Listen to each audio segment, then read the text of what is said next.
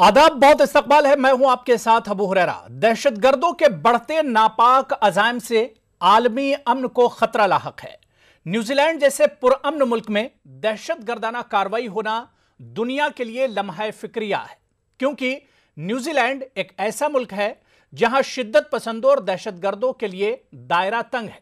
लेकिन एक ऐसे वक्त जब दुनिया दहशतगर्दी के खतरात से नबर्द आजमा है, अब दुनिया का कोई मुल्क या कोई रियासत और शहर दहशतगर्दों की नापाक हरकतों से महफूज नहीं है। ऐसे में अब दुनिया को मिल बैठकर सोचना होगा कि इस आलमी खतरे के लिए क्या सख्त कदम उठाए जाएं। अमेरिका, फ्रांस, बर्तानिया, बेल्जियम और अब न्यूजीलैंड जैसे ममालिक भी दहशतगर्दी के शिकार हैं। अब वक्त आ गया है कि दुनिया इस नासूर को खत्म करने के लिए कोई ठोस कदम उठाए। लेकिन सवाल यह उठता है कि क्या पाकिस्तान, चीन जैसे मुल्क जो दहशतगर्दों में भी अपना मफाद देखते हैं, वो इस काम में दुनिया के साथ आएंगे? क्या अब दहशतगर्दों के आकाओं पर भी शिकंजा कसने का वक्त आ गया है ताकि दुनिया को सबसे बड़े खतरे से आजाद कराया जा सके? आज इसी इशू पर हम तफसील से बात करेंगे, लेकिन सबसे पहले यह रिपोर्ट देखिए। तो दहशतगर्दी जो कि एक नासूर बनता जा रहा है पूरी दुनिया के लिए, अब वक्त आ गया है कि इसके खिलाफ सख्त कदम उठाए जाएं। जाहिर सी बात है कि न्यूजीलैंड जैसे पुरअमन मुल्क में दहशतगर्दाना हमला होना पूरी दुनिया के लिए एक अलार्मिंग है और अब दुनिया को एकजुट होने और मुत्तहिद होने का वक्त आ गया है कि दहशतगर्दी के खिलाफ तमाम ममालिक मिलकर खड़े हो जाएं। हालांकि हिंदुस्तान इस कदम को लेकर बहुत पहले से एक तरह से कोशिशें करता रहा है, लेकिन हमारे पड़ोसी मुल्क, चाहे हम पाकिस्तान की बात कर लें, जिस तरह से 2 दिन पहले हमने चीन का रुख देखा दहशतगर्दी को लेकर, यह एक तरह से दहशतगर्दी और दहशतगर्दों पर मेहरबान नजर आते हैं। इसी पर हम बात करेंगे कि अब दुनिया को दहशतगर्दी के खिलाफ मुत्तहिद होना वक्त की जरूरत है। कुछ खास मेहमान मेरे साथ जुड़े हुए हैं, बहुत जल्दी अपने मेहमानों का आपसे तारुफ करा दें। मेरे साथ इश्तियाक दानिश साहब जो कि प्रोफेसर हैं इस्लामिक स्टडीज के, जुड़े हुए हैं। रिटायर्ड कमांडर जीजे सिंह जी, डिफेंस एक्सपर्ट हैं, वो भी मेरे साथ जुड़े हुए हैं।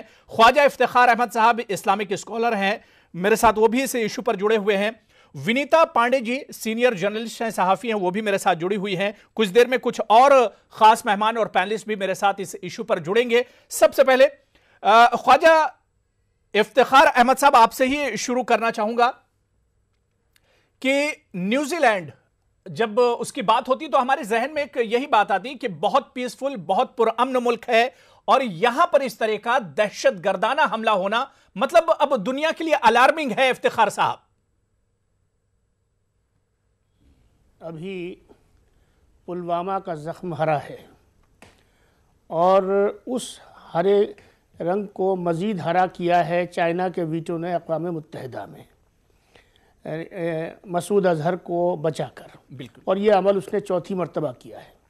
मैं बात यहाँ से शुरू करना चाहूँगा कि हमारा मुल्क हिंदुस्तान जब दहशतगर्दी की जद में आया 80s में, और हमने तमाम दुनिया में दहशतगर्दी के ख़िलाफ़ हमारे हुकूमत ने, हमारे इदारों ने आवाज़ उठानी शुरू की, कौमी सतह पर भी और बैनुल अक़वामी सतह पर भी, तो मगरबी दुनिया उस पर काम किए कि पूरी दुनिया दहशतगर्दी के निर्गे में है। चाहे हम हिंदुस्तान को देख लें, बर्मा को देख लें, पाकिस्तान को देख लें, आप सीरिया को देख लें, यमन को देख लें, सऊदी अरब को देख लें, बेल्जियम को देख लें, इंग्लैंड को देख लें, पूरा हिस्सा, चाहे एशिया हो, अफ्रीका हो, चाइना हो, कोई भी हिस्सा हो, आज दहशतगर्दी से कोई फारिग नहीं है। बिल्कुल। अब ये एक और वाक़या हुआ है।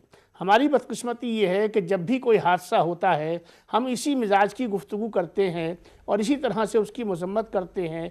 मजम्मत करनी चाहिए, इससे किसी को इनकार नहीं हो सकता। हमदर्दी का इजहार होना चाहिए, इसमें भी कोई शुबे की गुंजाइश नहीं है। ताज़ियत भी करनी चाहिए, ये बात भी अपनी जगह दुरुस्त है। और कि क्या होना चाहिए, किस तरीके से इसका कलाकुमा किया जाए, क्या सख्ती बरती जाए, क्या इक़दाम उठाए जाएँ, किस किस्म की सिफारतकारी की जाए, किस किस्म के जो है माशियात के हवाले से इस पर नरगा के अंदर इसको लेने की कोशिश की जाए, इस पर गिरफ्त कायम करने की कोशिश की जाए, तरह तरह की गुफ्तगू होती है। बिल्कुल। लेकिन अमलन जो सिचुएशन है वो ये है कि दहशतगर्दी के बाद फिर दहशतगर्दी और उसके बाद फिर दहशतगर्दी, और ये उसी तसलसल का एक सिलसिला है। मैं आज आपके चैनल के तवस्सुस से ये कहना चाहूँगा कि हमें कहीं ना कहीं तो कोई हद मुकर्रर करनी पड़ेगी।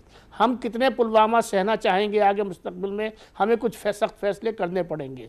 और इसी तरीके से महज़ब दुनिया कितने इस किस्म के हादसात और वाक़यात जो है वो बर्दाश्त करेगी और कब तक ये सिलसिला चलता रहेगा। ये अब वक्त है कि तमाम महज़ब दुनिया हर बात से ऊपर उठकर, मज़हब से ऊपर उठे, इलाके से ऊपर उठे, बर्र आदम से, मुल्कों से, हर चीज़ से ऊपर उठे और उठकर जो है इसको एक इंसानी मसला समझे कि आज पूरी इंसानियत जो है वो इस कर्ब में मुब्तला है, आज पूरी इंसानियत करहा रही है। लिहाजा ये लाजिम है कि अब बहुत हो चुका, वाकई ईमानदारी से और अमानतदारी के साथ सब लोग ईमानदारी से सर जोड़कर बैठे। अब वक्त आ गया कि इसके खिलाफ ठोस कदम उठाया जाए और मुत्तहिद होने की जरूरत है। मेरे साथ कमर आगा साहब जो कि आलमी उमूर के माहिर हैं, फॉरेन एक्सपर्ट हैं, वो भी मेरे साथ जुड़ गए हैं। कमर आगा साहब, न्यूज़ 18 उर्दू में आपका भी बहुत इस्तकबाल, वेलकम करते हैं। कमर आगा साहब, जाहिर सी बात है कि दहशतगर्दी पहले से ही दुनिया के लिए नासूर बनी हुई है, लेकिन हालिया दिनों में अगर हम पुलवामा से शुरुआत करें, जिस तरह से पुलवामा में खतरनाक दहशतगर्दाना हमला हुआ और आज न्यूजीलैंड जैसे पीसफुल मुल्क में इस तरह का हमला, कैसे इन दहशतगर्दाना कार्रवाइयों को देखा जाए? वाकई दुनिया के लिए बहुत बड़ा खतरा बनती जा रही है दहशतगर्दी।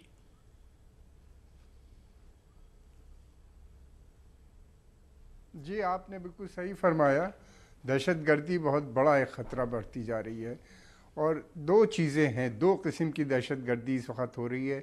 एक तो वो है जो इस्लामिक हुकूमतों से निकल के आई है, उन ममालिकों से, और दूसरी वो है जो यूरोप के अंदर या वेस्टर्न कंट्रीज़ जिनको हम कहते हैं मगरबी ममालिक में, जैसे कि है यूरोप में भी है इसकी प्रॉब्लम और दूसरी जगह है। बात दरअसल ये है कि पिछले दिनों में इतनी बड़ी तादाद में लोगों का माइग्रेशन हुआ है अरब देशों से यूरोप की तरफ, और ऑस्ट्रेलिया, कनाडा और फिर उसके अलावा न्यूजीलैंड में, जिसकी वजह से वहाँ पे एक पुराना मूवमेंट होता था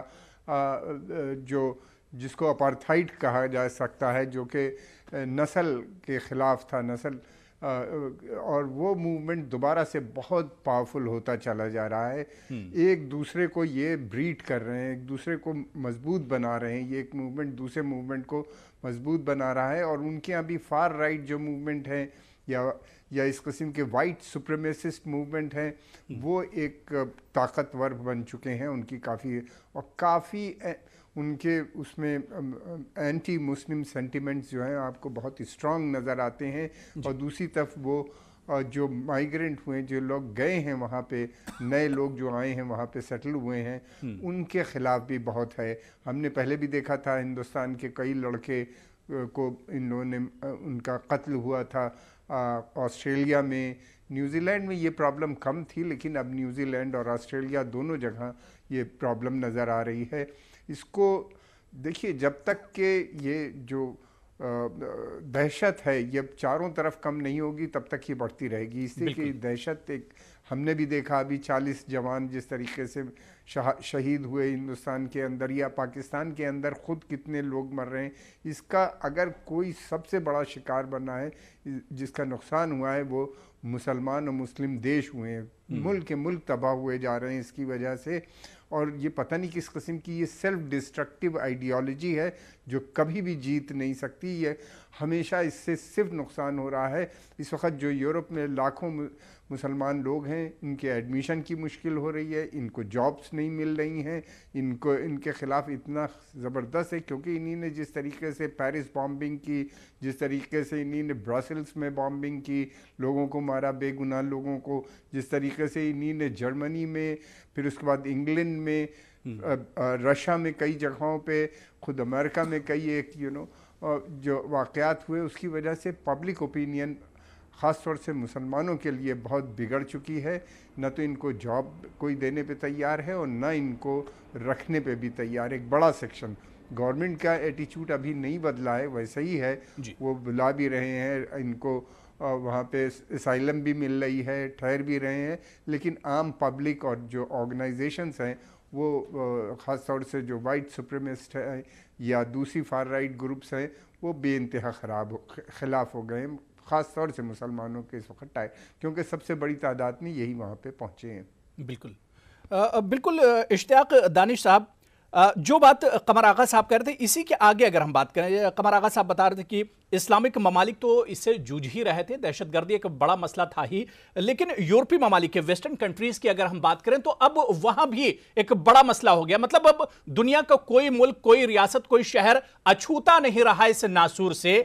क्या बड़ी वजह इश्तियाक साहब आप देखते हैं, आखिर इस पर काबू क्यों नहीं पाया जा रहा है? जो न्यूजीलैंड में हुआ, देखिए उसकी वजह बिल्कुल अलग हैं। और अभी चूंकि चंद घंटे ये पहले हमला हुआ है और जो सस्पेक्ट हैं वो पकड़े जा चुके हैं, और अभी उनके बारे में एक तरह से कयास आराइयाँ हो रही हैं कि क्या है क्या नहीं है। एक फेसबुक लिंक पे एक मैनिफेस्टो जो है एक 80-85 पेज का जारी हुआ है, और उससे ये अंदाज़ा लगाया जा रहा है कि ये बेसिकली जो है क्रिश्चियन राइट किस्म का कोई ग्रुप है जिसको मुसलमानों से शिकायत और प्रॉब्लम है, और उन्होंने ये हमला किया है। लेकिन ये बात जो है बड़ी अजीब सी लगती है, इसलिए कि न्यूजीलैंड में मुसलमान बहुत ही कम तादाद में हैं। 2013 के सेंसस के मुताबिक बमुश्किल 47,000 या 49,000 मुसलमान थे, और इसमें से भी जो है 15,000 वो हैं जो न्यूजीलैंड में पैदा हुए हैं, बकिया सब जो है इमिग्रेंट है, बाहर से आए हैं। और बाहर से आने वालों में भी जो है स्टूडेंट्स की तादाद ज़्यादा है, जिसका मतलब यह है कि वो पढ़ के अपनी डिग्रियां लेके अपने अपने मुल्कों को चले जाएंगे। तो ऐसा एक ग्रुप वहाँ पे है जो एंटी इमिग्रेंट है, वो ग्लोबलाइजेशन का भी मुखालिफ है, और वो ग्लोबलाइजेशन की मुखालफत जो है आइडियालॉजिकल बुनियादों पे करता है, लेकिन तान आके टूटती है एंटी इमिग्रेशन पॉलिसी पे, और वो ये चाहते हैं कि बाहर के लोग जो आए हैं वो उनकी जॉब्स को ले रहे हैं। तो ये न्यूजीलैंड का अभी कहना बड़ा मुश्किल है कि इस हमले के पीछे रियल वजह क्या है, अभी क्या साराई हो रही है। अब अगर ये मजहबी लेकिन इश्तियाक साहब हुई तो ये भी एक तरह की दहशतगर्दी, मतलब ये भी एक तरह की दहशतगर्दी ही है। हाँ, दहशतगर्दी तो है, लेकिन ये दूसरे अंदाज की दहशतगर्दी है। दो तरह की है। जैसे इस्लामी मुल्कों में जो है, या इंडिया और पाकिस्तान के बीच में जो झगड़ा है उसकी वजह कुछ और है, सीरिया में जो है वजह कुछ और है, लीबिया में वजह कुछ और है। हर जगह कुछ चीज़ें कॉमन हैं और कुछ चीज़ें जो है मुख्तलिफ हैं, उसमें फ़र्क करना पड़ेगा। ख़ासतौर से न्यूजीलैंड वाला जो है ये बड़ा सरप्राइजिंग है। जैसे वेस्टर्न यूरोप में जो है बाकायदा वाइट सुप्रीमेसिस्ट वो हैं जो सफ़ेद फामों की बालादस्ती के कायल हैं, या जो नियो नाजीज़ हैं, उनके अपने बाकायदा आइडियालॉजी हैं, ग्रुप हैं, वो पॉलिटिकली भी एक्टिव हैं, और उनके बारे में हर कोई जानता है। और ये भी हमें मालूम है कि वो फ्रिंज एलिमेंट है, लेकिन काफ़ी ख़तरनाक हैं। और चूँकि वहाँ पे ये मसला है, तो वहाँ की हुकूमतें ने उनकी तरफ से अलर्ट भी रहती हैं, और उनके अपने आप को और अपने आवाम को बचाने की कोशिश भी करती है। अभी आप ही ये देखिए कि अमेरिका में भी, ब्रिटेन में भी, फ्रांस में भी जो है, जहाँ लोगों ने लीडरशिप ने वहाँ की कंडेम किया है, वही फ़ौरन ये फैसला ले लिया है कि जितनी मस्जिदें हैं, और ख़ास तौर से जुमा के दिन जो है वहाँ पे जो है पुलिस पेट्रोलिंग बढ़ा दी जाए, उनकी हिफाजत की जाए। तो वो जानते हैं। लेकिन न्यूजीलैंड में ऐसी कोई प्रॉब्लम नहीं थी अभी। वहाँ मैंने अभी देखा, थोड़ी देर पहले मैं पढ़ रहा था यहाँ आने से पहले, कि छोटे छोटे अटैक हुए हैं। बल्कि सबसे बड़ा अटैक जो वहाँ हुआ था, जिस पे वो ग्रीन पीस मूवमेंट का भी हुआ करता था, जो न्यूक्लियर टेस्टिंग के ख़िलाफ़ जो है वो करता था, फ्रांस वहाँ पे कुछ उसके वो थे जहाँ पे वो करता था। तो सबसे बड़ा हमला एक तरह से स्टेट हमला था। फ्रांस ने एक ग्रीन पीस मूवमेंट का एक जहाज़ था जिसको डुबो दिया था, बहुत सारे लोग मारे गए थे। छोटे मोटे वाक़यात हुए, और सिर्फ एक वाक़या ऐसा हुआ है जिसमें कोई मुसलमान खातून जो इन्वॉल्व थी। अदरवाइज़ मुसलमान वहाँ पे जो है बहुत कम लोग हैं जो वहाँ जॉब कर रहे हैं, ज़्यादातर पढ़ने के लिए गए हैं। और जो बहुत सारे उन ईसाइयों को भी मुसलमान वहाँ समझ लिया जाता है जो अरब ओरिजिन के। सबसे ज़्यादा गालबन वहाँ लेबनान के लोग जो है गए हैं, और उनमें क्रिश्चियन की तादाद ज़्यादा है। लेकिन इश्तियाक साहब, मेरे हिसाब से अब न्यूजीलैंड जैसा पुरअमन मुल्क भी अब दहशतगर्दी से अछूता नहीं रहा। जिस तरह का भयानक और दर्दनाक जो वाकया हुआ है, अब न्यूजीलैंड जैसा मुल्क भी अछूता नहीं रहा दहशतगर्दी से। और ये भी दहशतगर्दी की एक किस्म ही है। इंसानी जानों से खेलना यह दहशतगर्दी ही है अपने आप में। मैं कमांडर जीजे सिंह जी आपके पास आना चाहूंगा। क्या आपको नहीं लगता है कि जिस तरह से दहशतगर्दी या आतंकवाद दुनिया में पनप रहा है, इसमें पूरी दुनिया को अगर हम ले लें कि बहुत देर दुनिया ने कर दी इन पर काबू पाने के लिए, कोई ठोस फैसला लेने के लिए दहशतगर्दी के खिलाफ?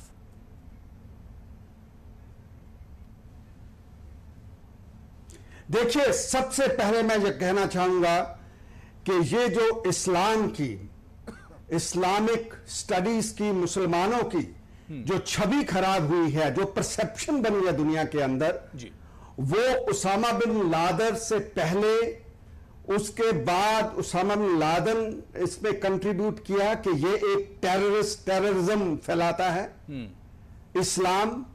और साथ में हमने, जैसे कमर आगा साहब बात कर रहे थे कि Belgium, France, England, Germany, Canada, America, Australia, Islamic world के अंदर भी जब देखा जाता है कि आईसिस, आप आईसिस को भी ले सकते हैं इसके अंदर, ये सभी जो गुट हुए हैं, इन्होंने इस्लाम की परसेप्शन को खराब कर दिया है। जो मैसेज जाता है दुनिया के अंदर वो बहुत ही खराब जा रहा है, जो कि इस्लाम की जो स्टडीज, मेरी अपनी स्टडीज हैं, उससे बिल्कुल अलग है। जैसे कि आप कुरान की अगर ओपनिंग वर्सेस पढ़े, मुझे अरेबिक में तो नहीं आती, they begin with praise be to Allah the beneficent and the merciful.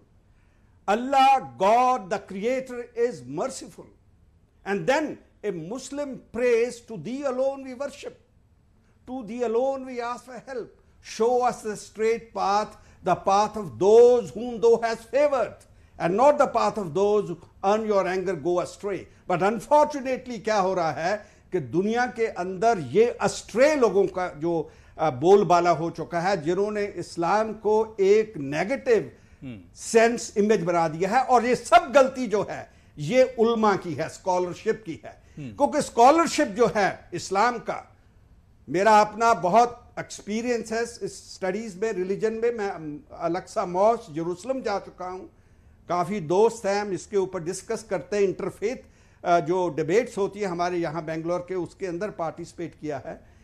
ये जो मैसेजिंग जा रही है इस्लाम के बारे में, लेकिन कमांडर साहब क्या नहीं लगता है कि वो आवाज उठाएं अपनी कि ये वो धर्म कमांडर साहब इस नासूर को, इस घिनौने अमल को, इस दहशतगर्दी को, इस आतंकवाद को मेरे ख्याल से किसी मजहब, किसी रिलीजन से जोड़ने की जरूरत नहीं है। मेरी बात समझिए, देखिए मेरी बात समझिए आप, मैं आपको कुछ डिफरेंट, कुछ अलग और नई चीज बता रहा हूं।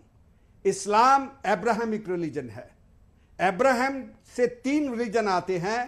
पहला जूडियाज्म, यहूदी जिसे हम कहते हैं, दूसरा ईसाई, तीसरे नंबर पे आता है इस्लाम। सबसे पुराना जूडियाज्म है, यहूद है, जिसकी हम पीछे लेके जा सकते 4000 अब्राहम सम टाइम का चला हुआ है। क्रिश्चियनिटी 2000 साल पहले आई। मोहम्मद नबी साहब का जन्म 570 में हुआ, 622 के अंदर एडी के अंदर उन्होंने कुरान शरीफ लिया। आया जब वो अलेक्सा मॉस्क जो थी, वो वेलिंग वॉल जिसे कहते हैं, उससे वो गए हेवंस के अंदर और ये आसमानी किताब लेके आए। उसके बाद 632 के अंदर वो गुजर गए और बाद में बात बहुत लंबी हो जाएगी। लेकिन कमांडर साहब, इस्लाम इस दहशतगर्दी के खिलाफ, इस्लाम इस दहशतगर्दी के खिलाफ है और दहशतगर्दी को किसी रिलीजन से नहीं जोड़ा जाना चाहिए। हाँ, ये देखिए, दहशतगर्दी क्योंकि इन गुटों से आई है। तो अभी देखिए, जो जैसे ये लोग देखो गुरुद्वारों के अंदर हमला किया है उन्होंने, क्योंकि उनको ये पता नहीं है कि ये वो भी पगड़ी पहनते हैं, उनकी भी दाढ़ी होती है, तो वो एक ही, वो समझते सब लोग इस्लाम है। इन लोगों को ज्ञान नहीं है। इन लोगों को जैसे हमने अमेरिका के अंदर देखा है, गुरुद्वारों के ऊपर उन्होंने हमले किए हैं और कई जगह पे वो अटैक कर देते हैं जो पीस लविंग मुस्लिम्स हैं। वो क्यों? क्योंकि उनको इस चीज की समझ नहीं है। वो तो उनके लिए एक ही रिलीजन है, वो क्रिश्चियनिटी, जूडियाज्म। उसके बाहर उनको ज्ञान नहीं है, उनको पता नहीं है मैं ये कहना चाहता हूं, हम ये कहें दहशत गर्दी जो है वो सिर्फ दुनिया में फैली, उसकी हमको ठीक है। मैं फिर आऊंगा कमांडर जीजे सिंह जी, मैं फिर आऊंगा। मेरे साथ रविंदर सचदेव जी जो कि फॉरेन एक्सपर्ट हैं, वो भी मेरे साथ जुड़ गए इस डिबेट में। रविंदर सचदेव जी, आपका भी बहुत इस्तकबाल, वेलकम करते हैं न्यूज़ 18 में। विनीता पांडे जी, बहुत देर से आप वेट कर रही हैं। जो बात कमांडर साहब कह रहे थे, क्या यह मुनासिब है कि इस दहशत गर्दी को क्या किसी रंग, किसी रीजन, किसी रिलीजन से जोड़ा जाए? ये तो इंसानियत के खिलाफ एक बहुत बहुत बड़ा प्रोपेगेंडा है, बहुत बड़ा खतरा है पूरी इंसानियत के लिए। देखिए, 9/11 के बाद जब से अमेरिका में टेरर अटैक्स हुए थे, उसके बाद से एक इस्लामोफोबिया बन गया था और टेररिज्म जो था वो इस्लामिक रिलीजन से जोड़ दिया गया था। फिर जितने भी मेजर टेरर अटैक्स हुए उसके साथ मुस्लिम्स को जोड़ा गया। अब धीरे धीरे मतलब यहाँ इस पूरे नैरेटिव में कहीं हम लोग ये भी भूल गए कि एक शब्द था क्रिश्चियन एक्सट्रीमिज्म और एक वाइट सुप्रीमेसी ग्रुप हुआ करता था का क्लू क्लेन के जिसे कहते हैं। तो ये ग्रुप्स जो थे वो डार्क कलर स्किन, जो रंग भेद था उसको, रेसिज्म के खिलाफ को प्रमोट करते थे और जितने भी डार्क कलर्ड स्किन लोग थे उनके खिलाफ उन्होंने अफ्रीकन स्लेव्स पे भी अटैक किए थे और उन्होंने ऐसे बहुत सारे माइग्रेंट पॉपुलेशन पे अटैक किए थे। तो इस आज के जो न्यूजीलैंड में हमला हुआ है उससे बहुत क्लियर है कि आतंकवाद का और हिंसा का कोई धर्म नहीं होता, नफरत का कोई रंग नहीं होता। इस पूरी घटना में एक बहुत जो हम लोगों को और सोचने की बात है कि पूरे दुनिया में सोशल मीडिया का क्या रोल रहा है।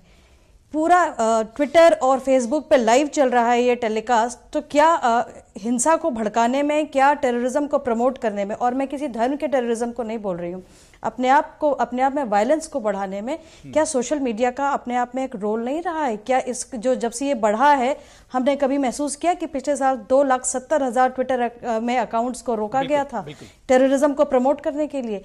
आज ये चीज, ये पूरी घटना फेसबुक पे लाइव थी। कभी हम टेरर अटैक लाइव देखते थे? तो सोशल मीडिया का कहीं ना कहीं बहुत बड़ा रोल है, जहां आप बम बनाना सीख सकते हैं, आप एंटी किसी रिलीजन के खिलाफ आप जितना चाहे गूगल करके देख सकते हैं, आप जितना सर्च करके देख सकते हैं। कहीं एक संयम की जरूरत है सोशल मीडिया ग्रुप्स, फेसबुक और ट्विटर और ऐसे अन्य प्लेटफॉर्म्स को, कि क्या वो इस हिंसा को और इस नफरत को बढ़ाने में पार्टी तो नहीं बन रहे? टेक्नोलॉजी जो है कहीं टेररिज्म का साथी तो नहीं बन रहा है? बिल्कुल। रविंदर जी, अभी कल ही हम लोग बात कर रहे थे चीन को लेकर, जिस तरह से वो उसने मसूद अजहर को एक तरह से बैक किया, और मसूद अजहर जैसे दहशतगर्द और कातिल पर मेहरबान हुआ चीन। क्या नहीं लगता है कि पाकिस्तान या चीन इस तरह के जो दहशतगर्दी में भी अपना फायदा देखते हैं, अब उन पर भी शिकंजा कसने का वक्त आ गया है?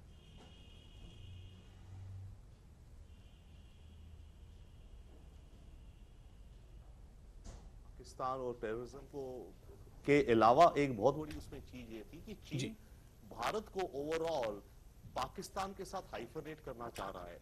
चीन अभी भी ये नहीं चाहता और ये प्रोजेक्ट नहीं करना चाहता कि भारत एक rising global player, global power है या जिस भी सिचुएशन में पहुंची है, क्योंकि चीन के हिसाब से भारत एक बहुत ही छोटा साइज में इकोनॉमिक पावर हाउस है और वो बार बार पाकिस्तान के साथ इंडिया को इक्वेट करता है। अगर आप देखें जैसे न्यूक्लियर सप्लाई ग्रुप में भी जहां बात चल रही है कि भारत की मेंबरशिप की, वहां पर भी जाकर के चाइना भारत को अपोज करता है और वहां पर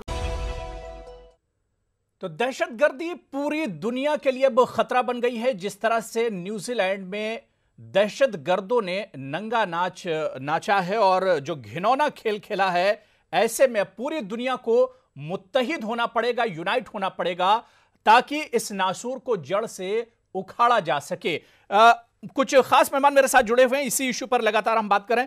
कमर आगा साहब, सवाल यह उठता है कि आखिर इस दहशतगर्दी का आखिर खात्मा कैसे होगा? इनकी जड़ें बहुत मजबूत हो चुकी हैं।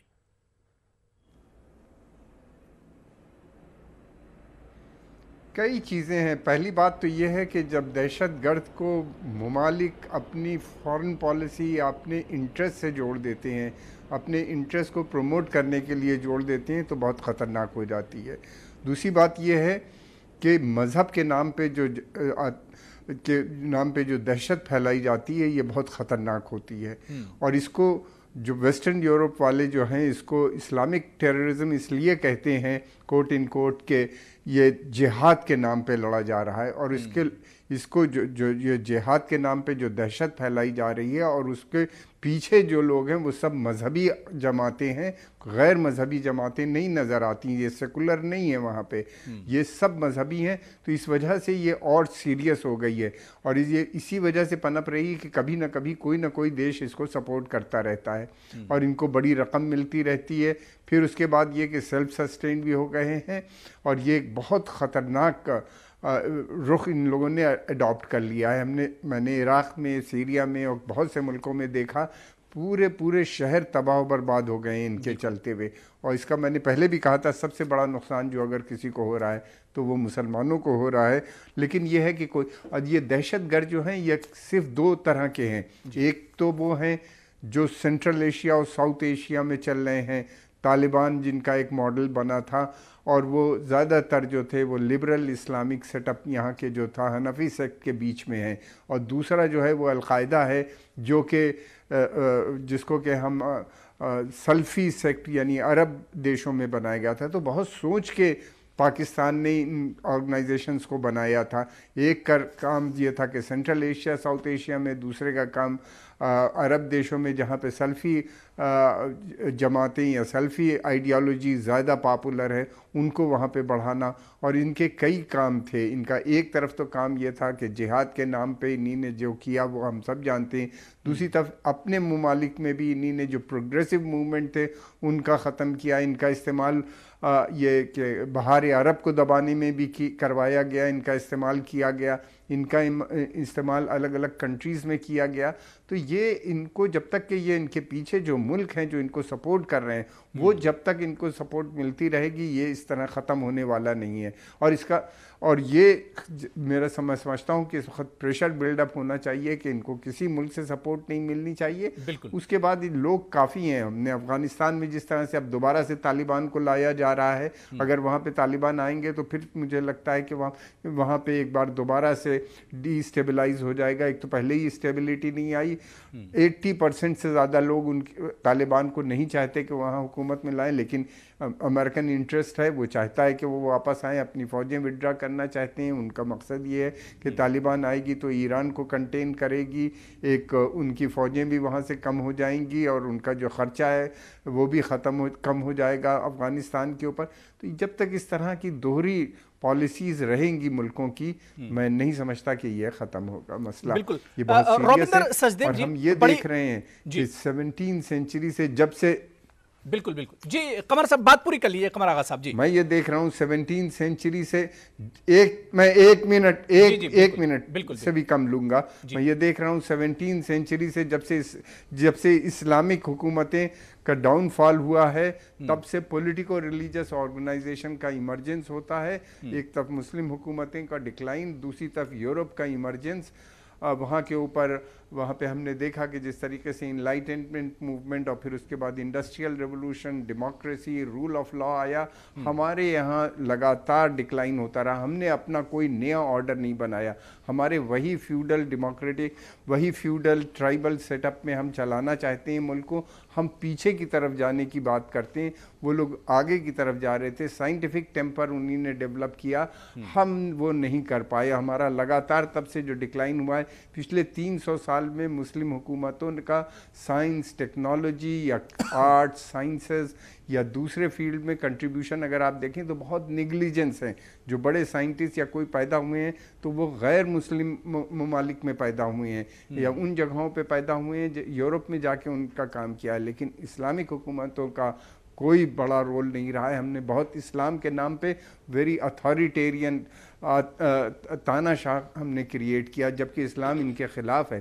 तो बरक्स इस्लाम के जो इस्लाम से हम लोग काफ़ी डिविएट हो चुके हैं, उसका इस्तेमाल पॉलिटिक्स के लिए किया जा रहा है और ये दहशतगर्द क्रिएट किए गए, ये पॉलिटिकल पर्पस है इनका और मुझे दूसरा कुछ नजर नहीं आता। बिल्कुल, यानी दोहरी पॉलिसी जो कुछ ममालिक की है दहशतगर्दी को लेकर, यह बहुत बड़ा खतरा है। रविंदर सचदेव जी, जो बात कमर आगा साहब कह रहे थे कि कुछ ममालिक की, जिसकी मिसाल कल हम बात कर रहे थे चीन को लेकर, या इससे पहले पाकिस्तान की एक बड़ी मिसाल हमारे सामने, कि अपना जब फायदा देखने लगते हैं दहशतगर्दी में भी, मसूद अजहर जैसे दहशतगर्द में जब चीन अपना फायदा देखता है, तो इस तरह की दोहरी पॉलिसी इस पूरे इशू को और ज्यादा जटिल बना देती है।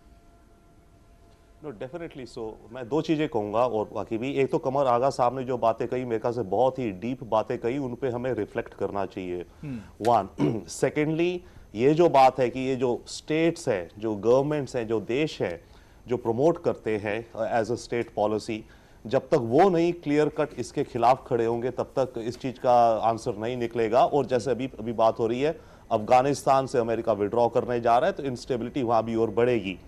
मैं एक दो बातें और कहना चाहता हूं। डेफिनेटली जो आगा साहब ने भी कहा, पिछले 300 साल का जो पीरियड रहा उसमें यस वी शुड अंडरस्टैंड कि ऑयल एक बहुत बड़ा फैक्टर रहा, and without doubt the western governments ने ऑयल को लेकर एक्सप्लॉइट करने के काफी गेम्स खेली, जिसका भी ये कुछ हद तक रिजल्ट है। और दूसरी बात, अपनी state policy, we understand Taliban का ओरिजिन कहां से हुआ, जो सोवियत यूनियन के खिलाफ खड़ा किया गया। पर प्रॉब्लम ये हो गई, जो ये जिन खड़ा करा गया, जिन स्टेट्स ने भी सोचा कि हम कुछ समय तक इसको मैनेज कर लेंगे, अब वो एक तरह का जेनी वो उस बॉटल से बाहर निकल गया है। तो अब हम चाहे ये भी प्रयास कर लें कि मानिए गवर्नमेंट सारी एक्ट करेंगी, अमेरिका तो जो कुछ कर रही है, पर अमेरिका कई बार नहीं भी कर रही है, अफगानिस्तान से विड्रॉ कर रही है, मान लीजिए चाइना मसूद अजहर को लेकर प्ले कर रही है हिंदुस्तान के साथ, तो जब तक चीन, अमेरिका जो बड़ी पावर्स हैं इसको क्लियर कट इसके अगेंस्ट नहीं जाएंगी, कुछ रास्ता नहीं निकलेगा। प्लस इसके ऊपर अब एक बात और हो गई है, जो आज आपने देखा या वैसे भी देखते हम, कि सोशल मीडिया कहें या जो भी कहें, अब स्टेट गवर्नमेंट्स के अलावा इंडिविजुअल्स इतने एम्पावर हो गए कि जो सिरफिरा हो या जो सिरफिरे आपस में मिलकर कुछ करना चाहे वो उस चीज को अंजाम दे सकते हैं। आज की तारीख में सरकारें भी इंपॉर्टेंट है, बट उनके अलावा इस तरह की ऑर्गेनाइजेशंस, और अल-कायदा क्या है, अल-कायदा कोई खास ऑर्गेनाइजेशन तो है नहीं, एक नेटवर्क है, एक फिलॉसफी है, एक आइडियोलॉजी है, उस पर चलने वाले हैं। तो आज की तारीख में ये जो डेवलपमेंट हो गई है पिछले 20-30 साल से, कि इंडिविजुअल्स या ग्रुप्स ऑफ इंडिविजुअल्स खुद ही वो एक्ट भी कर सकते हैं, सरकारों के नॉट नेसेसरी कि सरकारें उन्हें सपोर्ट करें या प्रमोट करें। और उस चीज को लेकर के सोशल मीडिया, जैसे आज आप देख रहे थे, आज जो न्यूजीलैंड में हुआ है, ये तो वर्चुअली एक और एलिमेंट है हमारे समाज को, सोसाइटी को देखने का। ये तो जैसे कई गेम्स बैन हो रखी हैं, तो उसी तरह की गेम है, वायलेंट गेम जो ब्रॉडकास्ट करी जा रही है।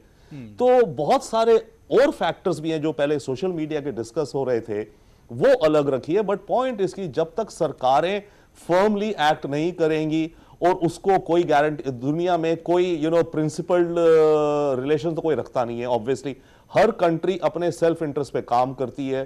तो अगर देखा जाए मीडियम टर्म तक इस चीज का कोई जल्दी हमें सोल्यूशन या इससे हमें कंफर्ट नहीं मिलने वाला, क्योंकि लॉन्ग टर्म में जो फिलॉसफी चाहिए, जैसे भी बात हो रही है अलग अलग रिलीजन्स एंड ऑल, सबसे बड़ी फिलॉसफी तो ये है लिव एंड लेट लिव। जब तक हर इंसान और हर रिलीजन आपस में हम मिलके रहें विद दिस फिलॉसफी, ठीक है हम भी रहते हैं आप भी रहो, तब तक इस तरह के एपिसोड्स होते रहेंगे। एक लास्ट में पॉइंट और कहना चाहता हूं, बाय द वे, डेफिनेटली ये कंडेमनेबल है, डेफिनेटली ये मोस्ट हॉरिफिक चीजें हैं, पर पता है क्या, कुछ हद तक आई थिंक हमारी सोसाइटी या पूरी दुनिया ना हम ज्यादा carry over, I mean we gotten carried away also. इस मुद्दे को लेकर के काफी और भी मुद्दे हैं, तो इस मुद्दे को लेकर के इसका जो इंपैक्ट आ रहा है, वायलेंस का, डेथ्स हो रही है माना, बट मैं एक चीज कहूंगा, उसे आप कंट्रोवर्शियल ना समझिए, बट मानिए रोड एक्सीडेंट्स में कितनी डेथ होती है हर साल, राइट? पॉइंट इज की एज अ सोसाइटी हम लोग ये जो इश्यू है इसको किस एंगल से हम अप्रोच करके कर्ब करें, as a law and order issue, as a crime and law order को लेकर के, या विनिंग हार्ट्स एंड माइंड्स को लेकर के, ये सब चीजें पैरेलल में चलेंगी। प्लस एक और चीज हो रही है which I say again you might say controversial, देखिए even technology and technology industry and the military complex plays a role, क्योंकि जैसे आज मानो न्यूजीलैंड में ये हुआ, अब टेक्नोलॉजी इंडस्ट्री क्या कहेगी, देखिए हम आपको नए नए मेटल डिटेक्टर्स देते हैं, हम आपको नए नए टेक्नोलॉजीज देते हैं जिससे आपका ये ना हो। अमेरिका में जब स्कूल्स में बच्चे किलिंग्स होती हैं, तो अमेरिकन स्कूल्स का रिस्पांस पता है क्या होता है, कि हम तो अपने गेट्स में मेटल डिटेक्टर लगा देंगे, हम अपने स्कूल्स में सीसीटीवी लगा देंगे एंड ऑल। तो एक तरह से टेक्नोलॉजी आती है कहने को कि I can give you solutions, क्योंकि वी डू, और लीडर्स को लगता है कि टेक्नोलॉजी थ्रो करो तो सॉल्यूशन आसान है, कम से कम उनका कहने को तो हो जाता है कि हमने स्कूल में वायलेंस रोकने के लिए मेटल डिटेक्टर लगा दिए, सीसीटीवी लगा दी, ये कर दिया, वो कर दिया। Whereas the challenge is on the human side. तो हो क्या रहा है कि हम इसका जो सोल्यूशन ढूंढ रहे हैं, हम ढूंढ रहे हैं टेक्नोलॉजी में और मिलिट्री में। आई एग्री, टेक्नोलॉजी और मिलिट्री सोल्यूशन देगा, but technology and military is not the only thing जिससे हमें सोल्यूशन मिलेगा। बट अनफॉर्चुनेटली होता क्या है, हम डिमांड करते हैं, the publics demand from our leaders की कुछ करो। आज न्यूजीलैंड में हुआ, कल भारत में हुआ, पुलवामा में हुआ, अमेरिका में होता है। हम डिमांड करते हैं अपने लीडर से, आप कुछ एक्शन लीजिए। लीडर्स को दिखता है आसान, जो वो जनता को बता सकते, देखो मैंने ये डिसीजन लिया। वो डिसीजन उनके लिए आसान होता है, कहना कि देखो मैंने $100 बिलियन, $10 बिलियन के ये आर्म्स लिए, मैं इससे अपने देश को बचाऊंगा, हमने ये टेक्नोलॉजी डाली, ये करेंगे। ठोस कदम जब तक नहीं उठाया जाएगा, ये नासूर इसी तरह से बना रहेगा दहशतगर्दी का। ख्वाजा इफ्तिखार साहब, क्या नहीं लगता है कि ऐसे ममालिक जो तायद करते हैं, जो सपोर्ट करते हैं दहशतगर्दी को लेकर, चीन हो या पाकिस्तान हमारा पड़ोसी दहशतगर्दी को खुला सपोर्ट करता है, क्या वाकई अब ऐसे ममालिक को बेनकाब करने की जरूरत है और ऐसे ममालिक को जवाबदेह बनाने की जरूरत है? अबू हुरैरा साहब, देखिए ऐसा है कि जहाँ तक ये बेनकाब करने की बात है, तो बेनकाब तो सब हो चुके हैं, इसमें तो कोई अब दो राय बची नहीं है। बुनियादी सवाल जो आपने दरमियान में किया था वो कहीं गुम हो गया। वो सवाल ये था कि इस मसले का हल कहाँ है जी। मसाइल की निशानदही तो बहुत ज़्यादा हो गई सब जगह पर, लेकिन मसले का हल कहाँ है? देखिए, दो चीज़ें समझने की ज़रूरत है। पहली चीज़ ये है कि मैं ये वाजे करके आगे बढ़ूंगा कि देखिए, दहशतगर्दी को किसी भी तरह से जस्टिफाई नहीं किया जा सकता, लेकिन हमें उसकी जड़ में जाना पड़ेगा कि आखिर ये तमाम दुनिया के अंदर जो वायलेंस की फ़ज़ा बनी है, ये खाली फ़ज़ा जो है मुसलमानों से मुताल्लिक़ नहीं है। रोहिंग्या में क्या हुआ, तो वो वहाँ बुद्धिस्टों ने किया। इसी तरीके से जहाँ ये आप देखिए क्रिश्चियंस जो हैं, उन्होंने मस्जिदों पर जो है आपके इंग्लैंड में भी हमले किए हैं, जर्मनी में भी हमले हुए हैं, ऑस्ट्रेलिया में भी हुए हैं। इस तरीके की चीज़ें हो रही हैं, तमाम मज़ाहिब के लोग इसमें जुड़े हुए हैं। बात ये है कि ये जो सिलसिला शुरू हुआ है, इसकी जड़ कहाँ है? देखिए, बुनियादी चीज़ जिस पर दुनिया की तवज्जो क्यों नहीं जाती, मैं समझने से कासिर हूँ, वो ये है कि कॉन्फ्लिक्ट रेजोल्यूशन। मैं 3-4 मिसालें आपको देना चाहूँगा। 1967 में इसराइल ने जो इलाके कब्जाए, वो इलाके आज तक क्यों मकबूजा बने हुए हैं, वो खाली क्यों नहीं होते? ये बताइए मुझे, कहाँ है अक़वाम मुत्तहिदा के तमाम रेजोल्यूशंस जो हैं? इसी तरीके से आप देखिए कि जो है वो वाइट का जो सफ़ेद फार्म जो दहशतगर्दी नस्ल परस्ती के हवाले से साउथ अफ्रीका के अंदर चली, वो आप देखें। आयरलैंड में क्या हुआ, यह आप देखें। इस तरीके से दुनिया के मुख्तलिफ हिस्सों के अंदर तरह तरह की दहशतगर्दी चल रही है और तरह तरह के मसाइल चल रहे हैं। दुनिया में जहाँ जहाँ भी कॉन्फ्लिक्ट बनी हुई है, जिसका सहारा लेकर ये जो जुनूनी लोग हैं, ये जो दहशतगर्दी के अंदर पनाह लेते हैं और फिर उसमें बदकिस्मती से मजहब का भी सहारा ले लेते हैं। आप मुझे बताइए, एक मुसलमान होने की हैसियत से इससे बड़ी शर्म की बात क्या हो सकती है कि एक शख्स जो है वो काली पट्टी अपने माथे पर बांधे हुए है और उस पर कलमा ला इलाहा इल्लल्लाह मुहम्मद रसूलुल्लाह लिखा हुआ है और उसके हाथ में बंदूक है और वो जो है जैश मोहम्मद कहलाता है, वो हरकतुल अंसार कहलाता है। वो यानी ये जो नाम है, ये नाम इनके पीछे जो किरदार है, जो तारीख है, उस तारीख की को उसकी बिल्कुल नफी कर रहे हैं ये लोग और इस्लाम की जो छवि इन्होंने बनाकर रख दी है।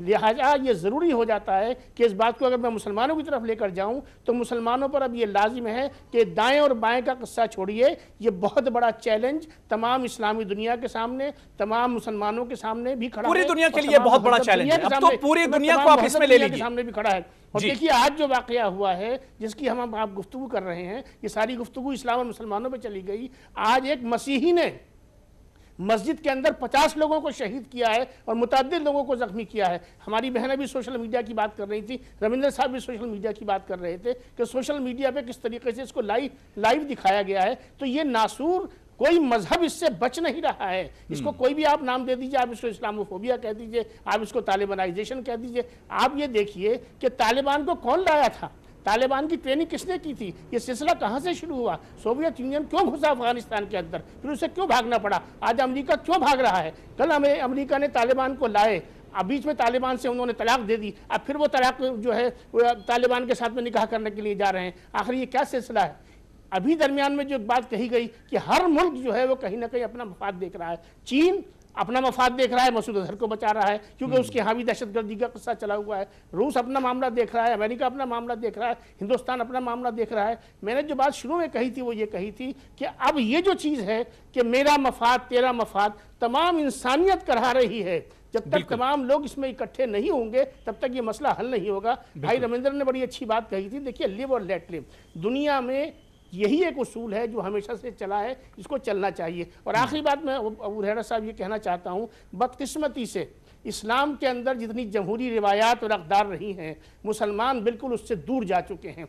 डेमोक्रेटिक एटीट्यूड का ना होना, डेमोक्रेसीज का ना होना, इख्तलाफ राय की गुंजाइश और ज़मीन का न रखना, ये तमाम मुस्लिम ममालिक की खुसूसियात हैं, जिसकी वजह से वहाँ पर एक मखसूस तबका बैठ जाता है। पहले अब्बा बैठ गए, उसके बाद बेटे बैठ गए, बेटे के बाद फिर बेटे बैठ गए। नतीजा ये है कि वहाँ अवामुन्नास को ये मौका ही नहीं मिलता है, न वो अपनी बात कह पाते हैं, न वो हुकूमत साजी के अमल में हिस्सा ले पाते हैं, न उनको कोई किसी तरीके से और शिरकत का मौका मिलता है। तो चुनाचे जो अंदर ही अंदर जो है गर्मी बैठती चली जाती है, और ये जो है दहशतगर्दी उसका एक समरा है, आप ये देख लीजिए। कमांडर आखिरी बात कह दूं कि तमाम मुस्लिम दुनिया डेमोक्रेसी की तरफ बढ़े ईमानदारी के साथ में, और ये जो मुसल्लत इख्तिदार में लोग बैठे हुए हैं, कोई इसका पिट्ठू है कोई उसका पिट्ठू है, जब तक ये सिलसिला खत्म नहीं होगा तब तक ये सूरत हाल खत्म नहीं होगा। बिल्कुल कमांडर साहब, क्या नहीं लगता है कि अब एक ठोस पॉलिसी बनाने की जरूरत है, अब बहुत सख्त कदम उठाने की जरूरत है, क्योंकि अब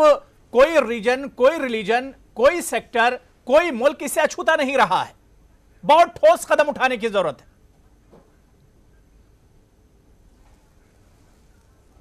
देखिए, आप ठोस कदम उठाने की बात कर रहे हैं जी। आप कहते हैं सब देश जो वो मिलके काम करें। एक देश के अंदर लोगों को इकट्ठा करना मुश्किल हो जाता है। ये जो आप आइडियोलॉजी, जो एक आइडियलिस्टिक ख्याल आता है, एक सपना आता है कि सब दुनिया इकट्ठी हो जाएगी, ये असंभव है, नामुमकिन है। हमें अब ये सोचना चाहिए, जैसे मैं आज की वाकया का फिर दोबारा जिक्र करना चाहता हूं, वो जो 50, जो 100, 200, 300 आदमी थे, वो अमन पसंद अपने दुआ करने के लिए मॉस्क में आए थे। बिल्कुल। मगर क्या हुआ, उस दिमाग के अंदर जिसने गोली चलाई, उसने अपने दिमाग के अंदर कुछ लोग जो थे उनके ब्रश के साथ सबको एक ही ब्रश से पेंट कर दिया। आप एक ही ब्रश से सब लोगों को, कम्युनिटी को अगर आप ये डेजिग्नेट कर दें कि ये सब आतंकवादी हैं, तो उससे इस्लामाफोबिया है। ये इसको करेक्ट करे, कैसे करें? इसकी करेक्शन की, परसेप्शन की बात करनी चाहिए हमें। बाकी पॉलिटिक्स की, चाइना क्या कर रहा है, वो क्या कर रहा है, वो चलो ठीक है, एक साइड पे रखें आप। हमने ये मुद्दा जो है इसको कैसे सुधारें, करेक्शन, इसका सोल्यूशन क्या है? We should be talking solution. Solution ये मैं कह रहा था पहले भी आपको कि ये जो छवि है, परसेप्शन है, इसके अंदर हमारे जो उलमा भाई हैं, जो स्कॉलर्स हैं, उनको आवाज़ उठाने से, जो कुरान शरीफ की जो होली बुक है, इसकी एक्सपाउंडिंग करनी चाहिए, समझाना चाहिए, बेसिक लेवल पे नहीं, हायर लेवल के ऊपर। ये क्या कहता है इस्लाम? एक, मैं पहले जैसे कहा, पीसफुल रिलीजन है। इसकी बिगनिंग इसी बात को मैं प्रोफेसर इश्तियाक साहब से समझ लेता हूं। इश्तियाक दानिश साहब, क्या जो बात कमांडर जीजे सिंह कह रहे हैं कि कहीं ना कहीं मुसलमानों में खास तौर से बेदारी की बहुत कमी है इस चीज को लेकर, अब बताना होगा इस नासूर को लेकर, इस दहशतगर्दी या इस अमल को लेकर। आवाज कट रही है, आवाज नहीं आ रही है आपकी मेरे पास। जी दानिश साहब, मेरा सवाल सिर्फ इतना था कि जो कमांडर साहब बात कर रहे थे कि बेदारी की कमी है जिसकी वजह से नासूर, दहशतगर्दी एक नासूर बनी हुई है। असल में बहुत सारी चीज़ें जो है, बहुत सारे एक तो पैनलिस्ट हैं और बहुत सारी चीज़ें मिक्सअप हो रही हैं जी। इस वजह से मेरी समझ में नहीं आ रहा है कि मैं किसका जवाब दूं, किसका नहीं दूं।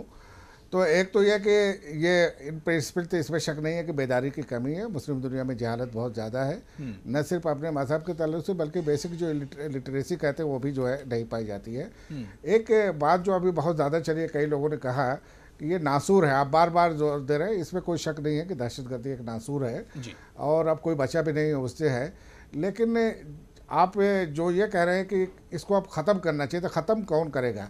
असल जो दुनिया का वर्ल्ड ऑर्डर है ये बहुत ज़्यादा नेशनल इंटरेस्ट को प्रमोट करने में बेस करता है। एक जगह मुझे जैसे पाकिस्तान की जो दहशतगर्दी है मुझे दहशतगर्दी नज़र आती है, लेकिन किसी वजह से मुझे वही इजराइल की दहशतगर्दी नज़र नहीं आती। एग्जैक्टली इजराइल को जो है फ़लस्तीनियों की दहशतगर्दी नज़र आती है, लेकिन बोको हराम है, फलां ढका है, अगर उसके इंटरेस्ट को पूरा कर रहा हो कोई और कंट्री जिससे उसको रिलेशनशिप पैदा करना चाह रहा है तो वो उसको जो है सपोर्ट कर लेता है। ये जो हम अपनी नाक से आगे unable to see beyond our own noses, ये जो मुल्कों के सामने मसला है जिसकी वजह से ये मेन रूट काज है। बेसिकली इस वक्त दुनिया की जो लीडरशिप है ट्रम्प से लेके हिंदुस्तान और पाकिस्तान हर जगह बहुत कम लीडर ऐसे हैं जिन्हें हम स्टेट्समैन कह सकते हैं। नतीजा ये है कि उनके पास कोई विजन ही नहीं। एक वर्ल्ड विजन होना चाहिए जिससे पीस आए, ये करने बातें सभी करते हैं, लेकिन जब नेशनल इंटरेस्ट की बात आती है तो हम सब नैरो माइंडेड हो जाते हैं। सब अपना अपना फायदा देखते हैं कहीं ना कहीं। बिल्कुल स्टेट लेवल पे उसकी मिसाल अभी थोड़ा तो मुझे भी मौका दीजिए। मिसाल इश्तियाक साहब चीन है, स्टेट लेवल पे हम कोई पॉलिसी नहीं बना पा रहे हैं। मसूद अजहर में अपना फायदा देख रहा है, पाकिस्तान में अपना फायदा देख रहा है। विनीता जी मेरे पास टाइम कम है। विनीता जी बहुत अच्छा इशू था और इस इशू को उठाना भी चाहिए था। विनीता जी मसले का हल क्या है, क्योंकि जिस तरह से पैनलिस्ट बता रहे हैं कि मसला बहुत जटिल है और इतनी आसानी से नहीं नजर आता है कि यह सॉल्व होगा। देखिए 2-3 बातें हैं, जैसे comprehensive convention of international terrorism एक ऐसा टेररिज्म के खिलाफ मुहिम है जो भारत ने छेड़ा है और वो इंटरनेशनल फोरम पे लेके गया, लेकिन इतने साल हो गए, करीब 1 दशक से ज़्यादा हो गया, CCIT पर अभी तक टेररिस्ट कौन है उसकी परिभाषा पर ही अभी तक कोई सहमति नहीं बनी है। मतलब एक देश के लिए जो टेररिस्ट है वो दूसरे देश के लिए फ्रीडम फाइटर है। अगर देशों में ये सहमति नहीं होगी तो my terrorist is my terrorist and your terrorist is not my terrorist, ये नहीं हो सकता। जैसे इंडोनेशिया में एक वो शायद अपने कानून में ये बदलाव भी ला रहे हैं, लेकिन उनके यहाँ अगर कोई व्यक्ति टेररिस्ट बन के दूसरे देशों में जाके अटैक करता है और वो वापस आता है तो वो उसे टेररिस्ट नहीं मानते। पर हिंदुस्तान का कोई भी व्यक्ति अगर वो कहीं भी किसी दुनिया के हिस्से में कोई भी टेररिज्म का एक्ट करता है तो हम उसे उतना ही बड़ा टेररिस्ट मानते हैं जो हमारी धरती पे करता। तो एक कहीं ना कहीं सारे देशों को थोड़ा सीरियस होने की जरूरत है। कहीं बड़ा जटिल मामला है और अब दुनिया के लिए बहुत अलार्मिंग है। बहुत नुकसान इस दहशतगर्दी से हो चुका है और अब वक्त आ गया कि इन दहशतगर्दी के आकाओं को बेनकाब किया जाए और इन्हें जवाबदेह बनाया जाए। सबको मुत्तहिद होने की जरूरत है और एक प्लेटफॉर्म पर आकर इस नासूर को खत्म किया जा सकता है। बहुत बहुत शुक्रिया कमर आगा साहब मेरे साथ जुड़ने के लिए, विनीता पांडे जी, ख्वाजा इफ्तिखार अहमद साहब, रॉबिंदर सचदेव जी,